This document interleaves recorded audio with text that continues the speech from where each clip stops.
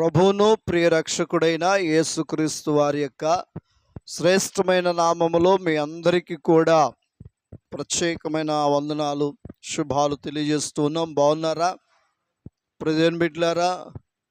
దేవుడు మన కొరకు అనేకమైనవి చేసి ఉన్నారు. వాటిని పొందుకోవటం మనకి కుదరట్లేదు. కొన్ని పాపాలు, కొన్ని ద్వేషాలు, కొన్ని పగలు, ఈర్ష్యలు మనలో ఉండడం ద్వారా దేవుడిచ్చేటువంటి ఆశీర్వాదాన్ని పొందుకోలేకపోతున్నాం. కనుక మీరు వాటిని పోగొట్టుకున్నప్పుడు దేవుడు తప్పకుండా మీకు ఆశీర్వాదం ఇస్తాడు. నిజమే. కనుక ఈ విషయాన్ని గమనిస్తూ పోవాలంటే ప్రార్థన, పోవాలంటే బైబిల్ చదవాలి. ఈ రెండు చేసినప్పుడే మనలో ఆ యొక్క బలహీనతలు అనేవి తొలగిపోతాయి. చూడండి, యోబు గ్రంథం 36వ అధ్యాయం 15వ వచనం. శ్రమపడు వారిని వారికి కలిగిన శ్రమ వలన ఆయన విడిపించును, బాధ వలన వారిని విధేయులుగా చేయును. చూడండి, చక్కని విషయం చెప్తున్నాడు.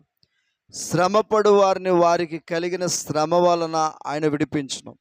ఈరోజు నువ్వు శ్రమలో ఉన్నానని బాధపడుతున్నావేమో, కానీ యోబు గారు కూడా శ్రమలోనే ఉన్నారు. శ్రమలో ఉన్న యోబును ఎలాగైతే విడిపించాడో, తిరిగి రెట్టింపు దీవెన ఆశీర్వాదం ఎలాగైతే ఇచ్చారో, నీ జీవితంలో దేని కొరకైతే శ్రమ పడుతున్నావో వాటి విషయంలో దేవుడు నీకు విడుదలైపోతున్నాడు.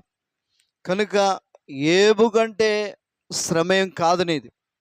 యోబు ఎంత శ్రమ పడ్డాడంటే, పిల్లల్ని పోగొట్టుకున్నాడు, పశువులను, గాడిదలను, గుర్రాలను పోగొట్టుకున్నాడు, పొలములను పోగొట్టుకున్నాడు.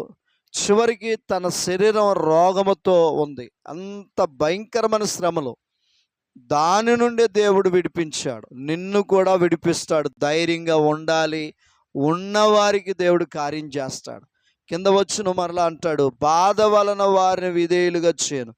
నీకే బాధ అయితే వచ్చిందో ఆ బాధను బట్టి నీలో ఏమొస్తుందంటే విధేయత వస్తుంది. అయ్యా ఇక నేను చేయను, ఇలాగ నడవను అని చక్కగా విధేయత కలిగి ఉంటావని ఆశపడుతూ ఉన్నాడు. కనుక నీవు ప్రార్థన చేసుకో, శ్రమ తప్పిస్తాడు.